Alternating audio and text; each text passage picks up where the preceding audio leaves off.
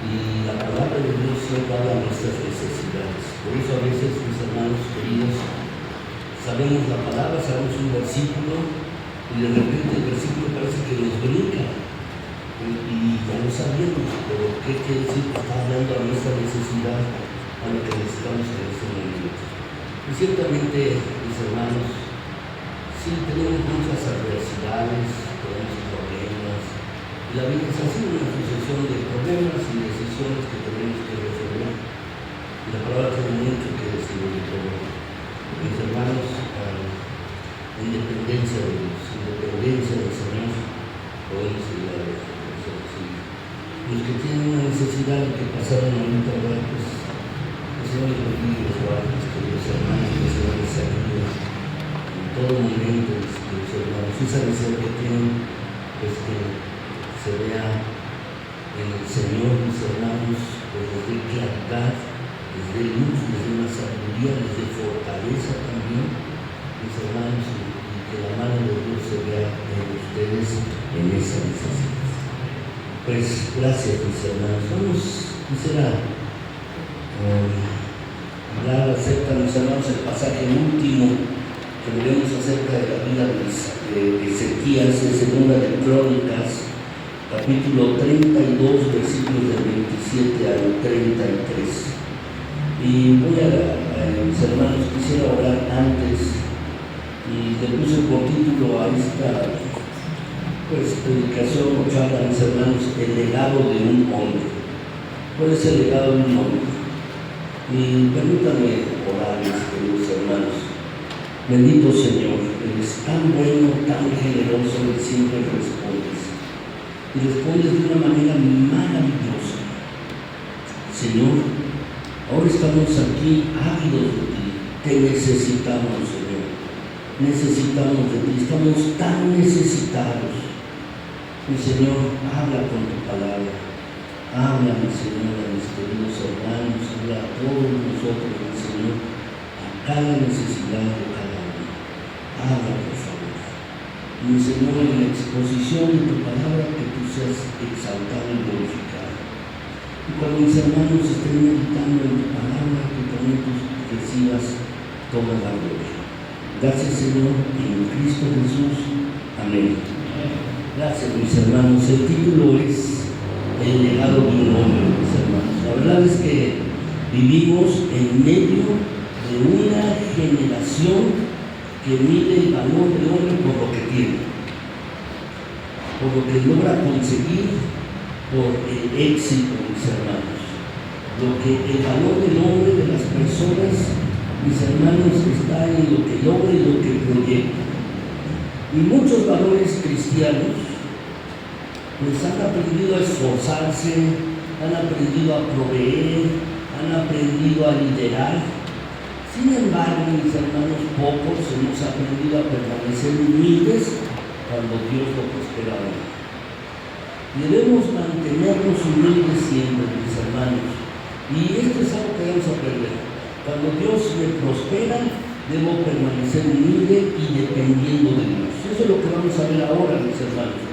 Y esta clase de legado, aprendiendo esto, vamos a dar una clase de legado que podemos dejar a nuestros hijos, a los que vienen detrás de nosotros.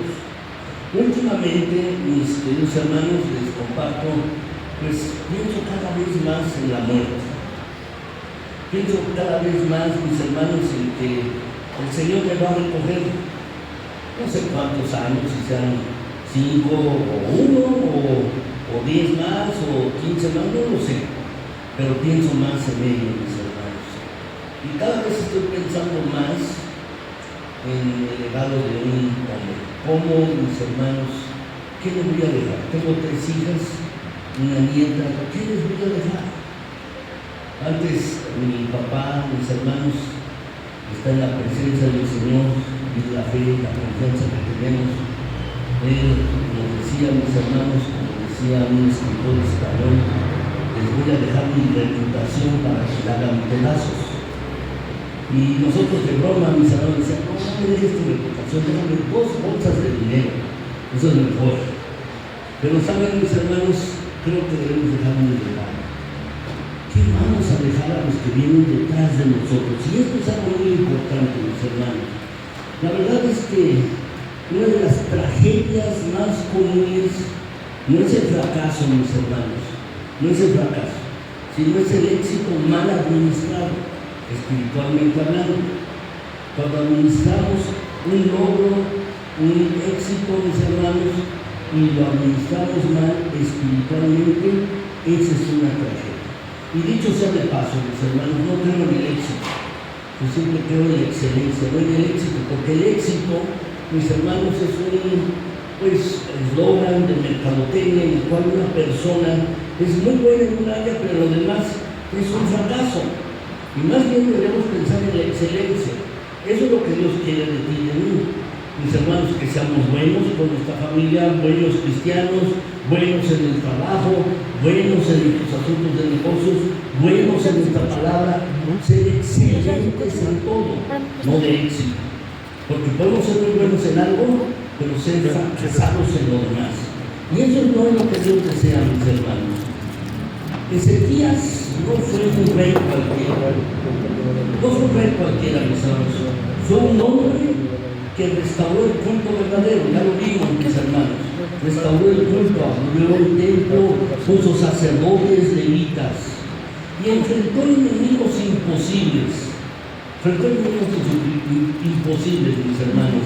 A Sedecarí, como ya comentó mi hermano, le estaban atacando y experimentó también milagros de Dios. Estaba muy enfermo, tenía una llaga, mis hermanos, en la pierna y se sentía terriblemente mal. Dice la Escritura que estaba tan mal, se volvió hacia la pared orando, pidiendo a Dios que lo sanara y Dios se lo concedió, mis hermanos. Pero también, mis hermanos, fue un hombre que luchó con su corazón. Luchó con su corazón, mis hermanos, y lo que quisiera que viéramos en este momento, mis hermanos, no es acerca de las luchas que tuvo, no es acerca de esto, sino de su estado después de la victoria, porque recibió 15 años más de vida, y además, ya mi hermano Hilario lo comentó, pues tuvo, mis hermanos, muchas riquezas después. Y es allí donde muchos hombres caen. Y mis hermanos, esta predicación tiene que ver, mis hermanos, con renovarnos en el interior, reafirmar nuestro compromiso y evaluar qué legado estamos construyendo y qué vamos a dejar a los que siguen después de nosotros. Entonces, mis hermanos, la pregunta que quisiera contestar hoy es: ¿cómo dejar un legado de un varón piadoso y santo? ¿Cómo dejar un legado, mis hermanos, a los que vienen detrás de nosotros? Hay que recordar, mis hermanos, varias cosas. En primer lugar, debemos recordar que la prosperidad es una prueba espiritual, no es la meta final, no es el objetivo de la vida, es una prueba espiritual, mis hermanos. Dice la Escritura, segunda de Crónicas 32, 27 al 29. Voy a leerlo para ustedes. Dice: y tuvo Ezequías riquezas y gloria, muchas en gran manera, y adquirió tesoros de plata y oro, piedras preciosas, perfumes, escudos y toda clase de joyas deseables. Asimismo, hizo depósitos para las rentas del grano, del vino y del aceite, establos para toda clase de bestias y apriscos para los ganados. Adquirió también ciudades y hatos de ovejas y de vacas en gran abundancia, porque Dios le había dado muchas riquezas. Ezequías llegó a un punto en su vida de gran prosperidad material. Lo relata la Escritura aquí en segunda de Crónicas y en segunda de Reyes, mis hermanos. Tenía riquezas, tenía honor, reconocimiento. Pero el texto bíblico, mis hermanos, no nos presenta esto como un logro final, sino como una condición peligrosa. No es el logro final, mis hermanos, es una condición peligrosa. Históricamente, en la historia bíblica, mis hermanos, este episodio, los versículos que estamos leyendo, corresponden al tiempo posterior a la invasión de Sennacherib donde Dios había librado de manera milagrosa a Judá. Lo había librado, mis hermanos. Es decir, la prosperidad vino, Ezequías, después de una intervención divina poderosa. Dios intervino, mis hermanos, en su señorío, con gran poder destruyó al ejército de Sennacherib. Quedó destruido. Dios hizo una intervención poderosa.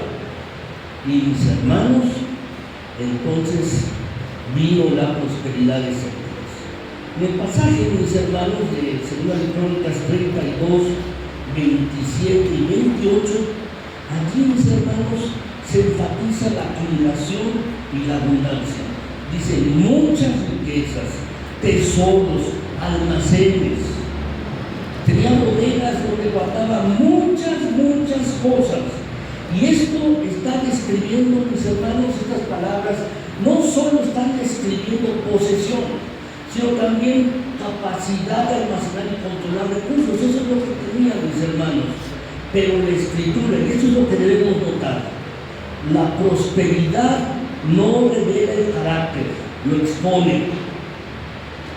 El carácter es expuesto cuando uno es prosperado.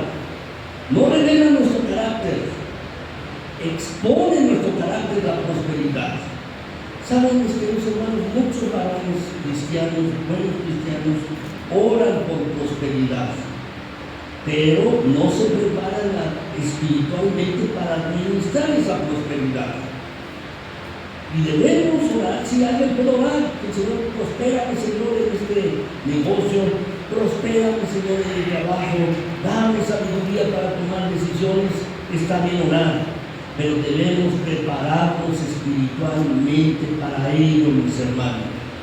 Debemos entender algo claro. Ezequías, mis hermanos, humanamente hablando, tuvo éxito.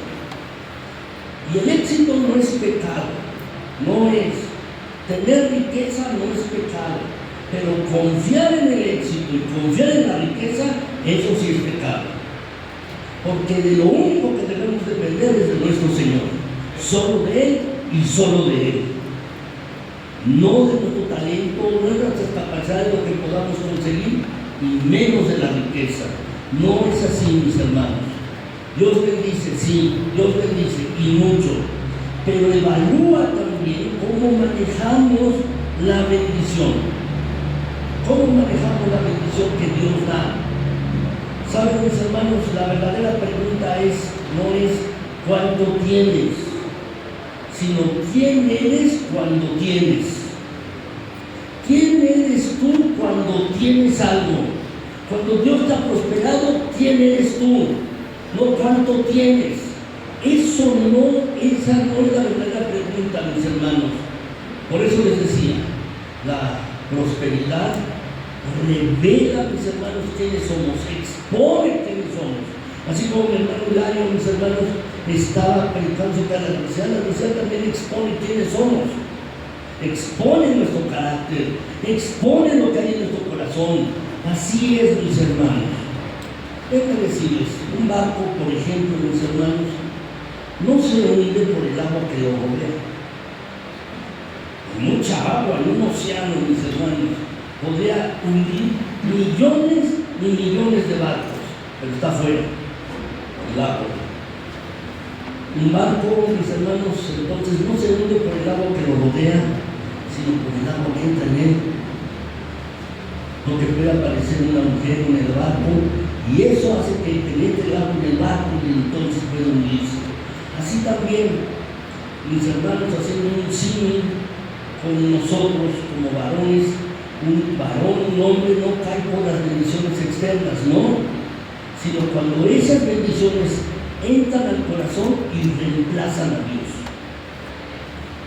Cuando esas bendiciones reemplazan a Dios, mis hermanos, ese es el problema, ese es el asunto. Entonces, mis hermanos, debemos recordar que la prosperidad es una prueba espiritual, no es el final, no es el objetivo. Es una prueba, mis hermanos, la prosperidad, porque revela quiénes somos tú y yo. Revela eso, revela nuestro carácter y revela si estamos dependiendo de Dios. mis hermanos, debemos recordar una segunda cosa: sí tenemos que dejar un legado adecuado para los que vienen detrás de nosotros. El éxito visible debe estar sostenido por una vida interior firme. Esto les comentaba en la plática anterior, mis hermanos. Dice 2 de Crónicas 32, 27 al 33. Permítanme leérselos, mis hermanos. Dice así el pasaje, 2 de Crónicas 32, 27 al 30, perdón, 2 de Crónicas 32, 30. Dice así, mis hermanos: este Ezequías cubrió los manantiales de Gijón, la de arriba, y condujo el agua hacia el occidente de la ciudad de David, y fue prosperado Ezequías en todo lo que hizo.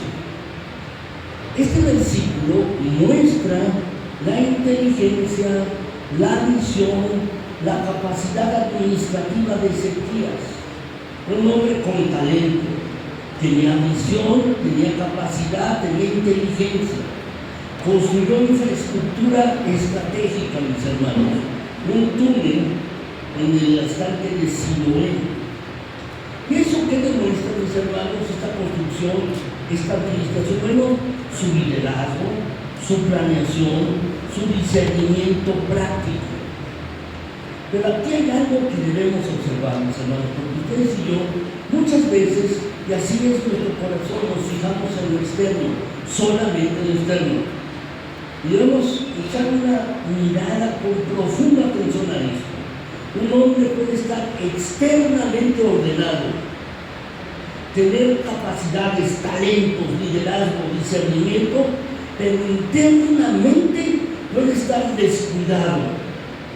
Externamente puede estar ordenado, pero internamente estar profundamente descuidado. Dice el texto, mis hermanos, que fue prosperado en todo lo que hizo. Y esto puede llevarnos a una ilusión peligrosa. Una ilusión peligrosa, mis hermanos. De verdad, no debemos confundir prosperidad con la aprobación total de Dios. Una cosa es la prosperidad y otra cosa es la aprobación de Dios para nuestras vidas. No debemos confundirlo, mis hermanos. Debemos echar una larga y cuidadosa mirada a la vida de nuestro Señor Jesucristo. Ni una almohada tenía. No tenía dónde estar o encontrar cobijo. Y así es que, mis hermanos, mis queridos hermanos, no debemos confundir prosperidad con la aprobación total de Dios en nuestras vidas. Dice Proverbios 16, 18, mis hermanos, dice allí la escritura de la Biblia, nos lo advierte: antes del quebrantamiento es la soberbia, y antes de la caída la altivez de espíritu. Y eso no lo advierte la escritura. Y también en 1 Corintios 10, 12, mis hermanos, dice allí que el que piensa estar firme, mira que no caiga. ¿Por qué? Porque podemos pensar, eso no me va a pasar a mí, eso no me va a suceder. Yo puedo manejar muy bien el éxito, puedo manejar los logros, puedo manejarlo bien, y no pensemos que podemos hacerlo. Porque si empezamos a pensar eso, nuestro corazón se está desviando. Y en todo momento, en la adversidad, en los éxitos, en los logros, mis hermanos queridos, siempre debemos depender de Dios. Siempre, cualquier circunstancia, mis queridos hermanos, debemos hacerlo así. Somos dados, mis hermanos, a pensar que todo lo podemos. Vi a un muchacho, mis hermanos, que estaba estudiando medicina, pero fue muy bien, hizo su examen para entrar a las residencias médicas. Esto ocurrió hace ya bastantes años, y entonces pues llegó a poner a la casa, y mi mamá le dijo: oye, ¿cómo te fue en el examen? Y me dijo: no, pues me fue muy bien, lo pasé muy bien. Y entonces le dice a mi mamá: gracias a Dios. Y él dice: no, gracias a Dios que estudié. ¿Saben cuál fue el resultado, mis hermanos? Lo reprobó el examen, estaba tan confiado. Y ahora lo recuerdo, lo he visto, ya es mayor, es más grande que yo, aspectos, mis hermanos, en su vida, si siempre debemos depender de Dios. Así es que, mis hermanos, no basta con ser exitoso en el trabajo, en el ministerio tampoco, con la familia, pensar que todo va muy bien. No. Lo que Dios hace es examinar nuestro corazón, no solo los resultados. Dios examina nuestro corazón, no solo los resultados. Es como Ezequías. Un hombre puede construir túneles, puede planearlos, pero puede descuidar su alma, puede descuidar su corazón. Y de esto se trata, mis hermanos. El lema de este congreso es renovados y comprometidos. Y si tú y yo descuidamos nuestro corazón, descuidamos nuestra alma, mis hermanos, ni estaremos renovados ni estaremos comprometidos. Tenemos que entender esto, mis hermanos, no descuidarnos. Un edificio puede tener una fachada impecable, está bonito el edificio, mis hermanos, pero sus cimientos pueden estar dañados. Aparentemente todo puede estar bien, pero con los cimientos dañados. Y solo es cuestión de tiempo para que ese edificio se caiga, para que el edificio colapse. Así es el hombre sin una vida interior con Dios. Por eso, mis queridos hermanos, debemos poner un énfasis en ello. Debemos poner un énfasis. Muchos creyentes a que buscan, debe haber algo más en la vida cristiana, debe haber algo más, están buscando algo más. Y quizás son buscadores, mis hermanos, haber algo más, ya aprendí de Cristo, he aprendido orar y estoy buscando algo más. Pero lo que está sucediendo, mis hermanos, es que en su corazón tienen un problema. Mis hermanos están descuidando su vida interior. Cristo, Jesús, puede satisfacer todo, pero hay que buscarlo. Hay que buscarlo a mí, mis hermanos. Ahora, tercer lugar, mis queridos hermanos, quiero decirles lo siguiente. Dios prueba el corazón del hombre. Eso tiene que ver con el legado que vamos a dejar, no la apariencia, es el legado, mis hermanos. Dice 2 de Crónicas 32:31, dice allí la palabra, mis hermanos: mas en lo referente a los mensajeros de los príncipes de Babilonia, enviaron a él para saber del prodigio que había acontecido en el país, Dios lo dejó. Quiero retenerme ahí. Dios lo dejó. No tengan sus Biblias, mis hermanos, Dios lo dejó. ¿Con qué propósito? Sigue el pasaje a continuación, dice, para probarle, para hacer conocer todo lo que estaba en su corazón. Mis hermanos, este es uno de los versículos más profundos de este pasaje. Es un pasaje profundo. Dios permitió una prueba en Ezequías.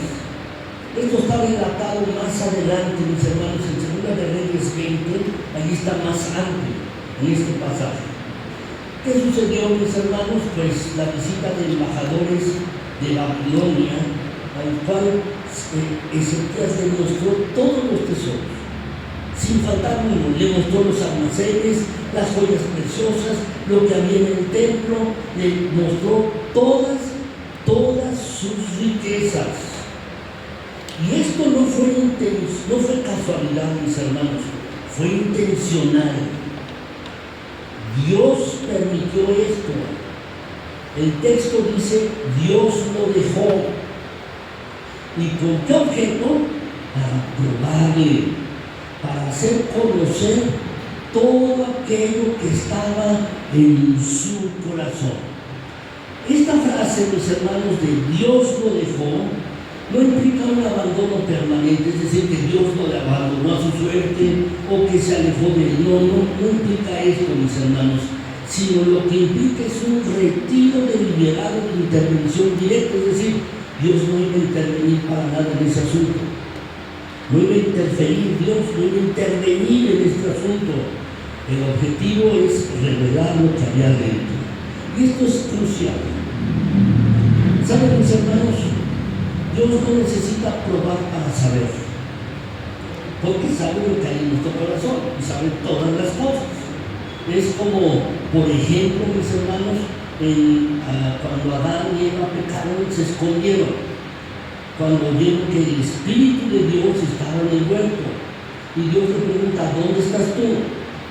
Y la pregunta es crucial también, porque no es que Dios no supiera dónde estaba. Dios sabía dónde estaban. Lo que quería Dios, mis hermanos, es que Adán y Eva entendieran dónde estaban ellos. Por eso le pregunta, ¿dónde estás tú? Y esa misma pregunta es para ti, para mí, ¿dónde estás tú? Y Dios, mis hermanos, en este caso con Ezequías es algo similar. Lo deja y quiere probarlo, no porque Dios no sepa lo que hay en el corazón de Ezequías. Dios lo sabía bien. Dios estaba probando a Ezequías para revelar lo que había en su propio corazón, para que se diera cuenta él. Y Dios a veces hace estas cosas en nuestras vidas, mis hermanos, para que recapacitemos, para que nos demos cuenta y volvamos otra vez nuestro corazón hacia Él. Nos dice la Escritura, mis hermanos, el pasaje lema de este congreso, que buscó a Dios de todo corazón. Claro que sí, pero había algunas imperfecciones en el corazón de Ezequías, mis hermanos queridos. Había cosas que a Dios no le gustaban y que Ezequías tenía que darse cuenta para resolverlas. Mis hermanos. Entonces esta prueba era para revelar lo que había en su propio corazón. Y a veces así es para que nosotros. ¿Qué aplicación podemos tener esto para ti y para mí? Es esta. Dios va a permitir situaciones que expongan nuestro corazón. Adversidades, dolor, enfermedad, muerte y también prosperidad. Que van a exponer nuestro corazón, van a exponer nuestro carácter. Y las pruebas, mis hermanos, cuando son bien recibidas por uno, cuando uno es dócil ante el Señor, no crean orgullo, revelan el orgullo, revelan lo que hay dentro de nosotros. Ezequías estaba lleno de orgullo. Hemos sido librados del ejército de Sennacherib. Fui sanado y ahora tengo mucho dinero. El corazón de él se estaba llenando de orgullo. Era un hombre, mis hermanos, sí, que buscaba a Dios, pero tenía allí una falla, tenía un defecto en su corazón. Allí lo tenía Ezequías, mis hermanos. Y la verdad es que Dios quería que Ezequías fuera perfeccionado. Así que, mis hermanos, el verdadero peligro no es la tentación externa. Hace un rato le decía, el problema, mis hermanos, no es la pornografía, no es el internet, no es el TikTok. Eso no es el problema no es Netflix o las películas pornográficas. Eso no es el problema es nuestro corazón lujurioso. Ese es el problema. Puede haber películas pornográficas, sí, pero si nuestro corazón es santo y puro, mis hermanos, puede haber miles de películas, millones de revistas, y no van a causar problemas en nosotros. Así es que el verdadero peligro no es la tentación externa, sino el corazón interno, mis hermanos, lo que hay en nosotros. Es como cuando uno exprime una naranja, mis hermanos. Por supuesto que no sale agua, una naranja. Una naranja tampoco va a salir jugo de uva, va a salir lo que hay adentro, jugo de naranja y semillas. Eso es lo que va a salir. Así también, mis hermanos, cuando la vida presiona a un hombre, sale lo que realmente habita en su corazón. Sale eso, mis hermanos. Así es que si queremos dejar un buen legado, mis hermanos, debemos estar atentos a esto. Dios en ocasiones va a probar nuestro corazón. No es nuestra apariencia, mis hermanos, lo que importa, es el corazón. Dios lo va a probar. Cuarto lugar, mis hermanos, en cuarto lugar, el legado de un hombre depende de cómo termina, no solo de cómo comienza. ¿Cómo esperas terminar tú? ¿Cómo vas a terminar tu vida? ¿Qué dirán de ti? Dice, mis hermanos, la Escritura, segunda de Crónicas 32, versículos 32 y 33. Dice así este pasaje, mis hermanos. los demás hechos de Ezequías y sus misericordias, he aquí todos están escritos en la profecía del profeta Isaías, hijo de Amós, en el libro de los reyes de Judá y de Israel. Y durmió Ezequías con sus padres y los sepultaron en el lugar más prominente de los sepulcros de los hijos de David, honrándole en su muerte todo Judá y todo Jerusalén, y reinó en su lugar Manasés, su hijo. El pasaje, mis hermanos, está resumiendo la vida de Ezequías. Y aquí se mencionan tres cosas, mis hermanos. Se mencionan sus hechos, sus obras, lo que hizo. Dice el pasaje, los demás hechos de Ezequías están escritos en lo que escribió Isaías, en el libro de los reyes, allí están. Se mencionan sus obras. También se mencionó, mis hermanos, su honor. Mis hermanos, dicen que lo honraron en su muerte, mis hermanos. Tuvo una sepultura digna. Y además, dicen que lo sepultaron en el lugar más prominente de los sepulcros de los hijos de David, un lugar especial. Hay un contraste. Acaz no fue enterrado allí, el padre de Ezequías. Ezequías, mis hermanos, ni siquiera se menciona el lugar, pero sí dice que no fue enterrado junto con los hijos de David, es decir, los descendientes de David. Pero ahí sí, en el lugar más prominente, porque fue un buen rey. Fue un buen rey, restauró el culto a Dios, el pueblo fue prosperado y le honraron en su muerte. Se mencionan estas cosas. Pero no por ello, mis hermanos, pues debemos idealizar a Ezequías. Un hombre como ustedes, hijos de Dios. Un hombre como nosotros, que cometió errores. Y esto, mis hermanos, debe enseñarnos algo. Un hombre no es definido por un momento. ¿Por qué? Porque Ezequías tuvo este error de mostrar todo a los babilonios. El profeta Isaías fue y le dijo, oye, ¿le mostraste esto a los babilonios? Sí. ¿Y qué más?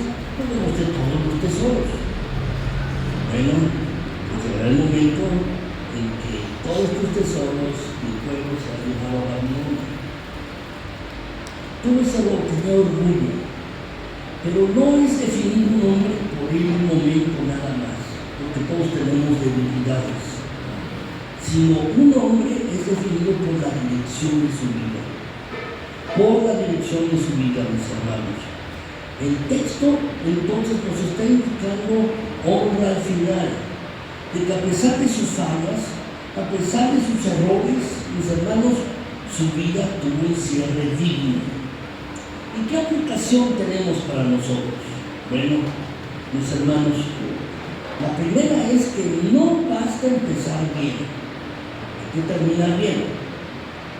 Hay que terminar bien, no basta empezar bien, es como Salomón. Empezó bien, siendo un joven sabio, pero terminó siendo un viejo necio. Así fue Salomón.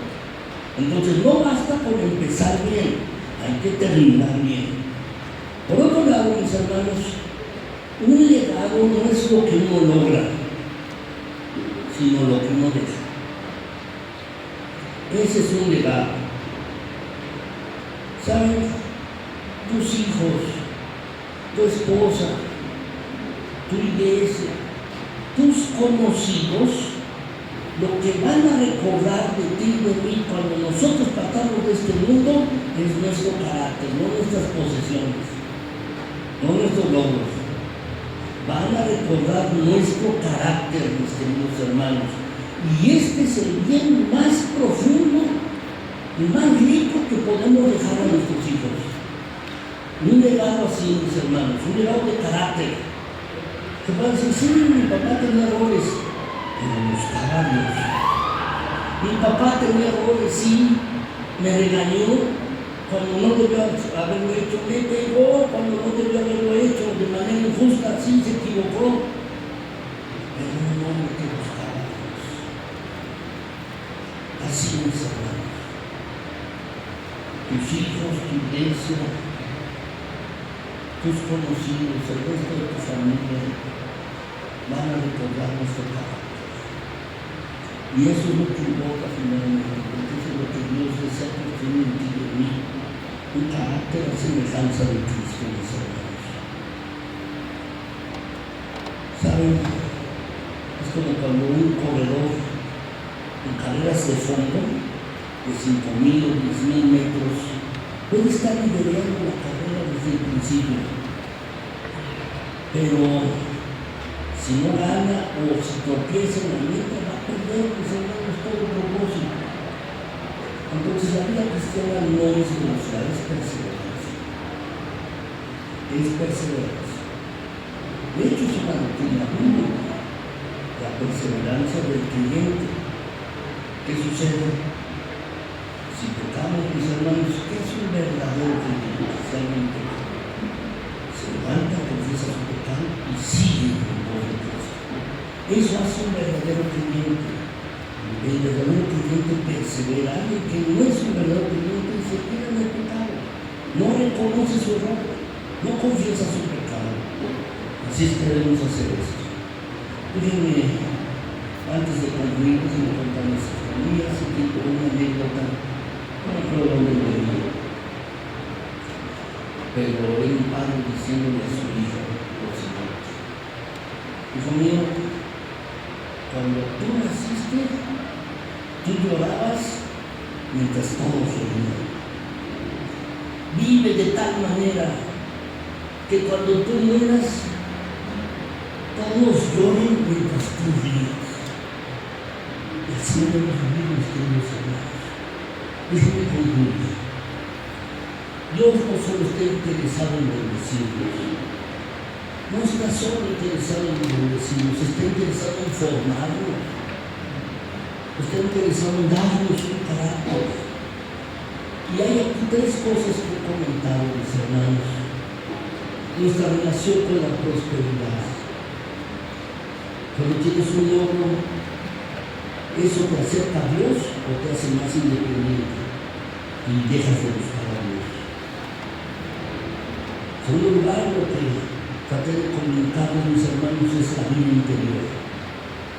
Tu vida interior es más fuerte que tu vida pública, en lo que los demás ven, incluso tus parientes, tu familia, tus hijos. ¿Cómo está tu vida interior? En tercer lugar, ¿qué historia contará tu vida cuando termines aquí? ¿Qué dirán otros de ti? ¿Qué historia contará tu vida? Ciertamente, mis hermanos, debemos ser renovados. Dios no busca hombres perfectos, porque ninguno de nosotros lo somos. No somos perfectos. Pero lo que sí busca el Señor son hombres rendidos, hombres conscientes y hombres comprometidos. Eso es lo que busca nuestro Señor. No hombres perfectos, porque no lo somos, mis hermanos. Tal vez alguno de ustedes ha permitido que su vida espiritual se enfríe. Tal vez alguno ha descuidado su corazón. Y tal vez alguno ha vivido más para lo visible que para lo eterno. Quizás algunos están viviendo más para este mundo que para el Señor y para lo eterno, para la vida venidera. Pero lo que tenemos que hacer hoy, mis hermanos, de verdad, ninguno debe salir de este lugar, mis hermanos, siendo indiferente. Ninguno debemos salir de este lugar como hemos venido, como hemos entrado. Debemos ser humildes, mis hermanos, volver a la humildad, a la dependencia de Dios. Debemos volver a renovar nuestro compromiso con nuestro Señor. Debemos, mis hermanos, reordenar nuestras prioridades. Que el Señor nos dé una nueva visión, una nueva misión también. No debemos entrar como salimos, salir como entramos. Debemos salir renovados y comprometidos. Debemos hacer compromisos, mis hermanos, verdaderamente. La verdad es que ninguna cosa importante, mis hermanos, se ha hecho sin compromiso. Sin compromiso. Las iglesias pueden estar llenas de personas sin compromiso, que solo van por hábito. Eso no va a cambiar al mundo. Lo que va a cambiar al mundo, mis hermanos, es la palabra bendita de Dios, explicada, dada, compartida por hombres y mujeres llenos de compromiso con el Señor, que le aman y le siguen gustando. Eso debemos hacer. Y si alguien, mis hermanos, pues se da cuenta que no está a la altura de lo que Dios espera de nosotros, pues es tiempo de renovarse. Como dice la Escritura, mis hermanos, en el Salmo 51:10, crea en mí, oh Dios, un corazón limpio y renueva un espíritu recto dentro de mí. Renueva. Que el Señor renueve sus vidas, mis queridos hermanos, que el Señor renueve nosotros. Y cuando vayamos a nuestras iglesias, mis hermanos, vayamos renovados, comprometidos, mis hermanos, a hacer lo que el Señor nos ha mandado. Yo les pido, por favor, ¿por qué no se ponen de pie? Mis hermanos, haremos un lugar. Vamos a orar, y si alguien quiere orar, pues renovando su vida, su compromiso con el Señor, háganlo, mis queridos hermanos, háganlo, porque este es el legado que necesitamos. Es lo que necesitamos, mis hermanos. Si quieren inclinar sus rostros, vamos a orar. Señor, en esta tarde reconocemos que no solo queremos tu bendición, queremos transformación, queremos renovación de nuestras vidas, porque esto es lo que necesitamos todos nosotros, los pastores, los diáconos, líderes de iglesias, los creyentes. Necesitamos esto, bendito Señor. Por favor, examina nuestras vidas. Si algo no te agrada, dínoslo, Señor, revélalo, por favor, Señor. Quebranta orgullo, quebranta nuestro orgullo, quebranta nuestra soberbia, mi Señor. Y haz de nosotros hombres que podamos honrarte en público y en privado. Hombres que busquen tu gloria. Permítenos, Señor. Danos un tiempo de renovación espiritual, interna, que surja de nuestro corazón hacia afuera y lo llene todo. Pero nosotros no podemos, Señor, tú sí, hazlo con tu espíritu. Hazlo también por medio de tu palabra. Permítenos tener un hambre intensa por tu palabra.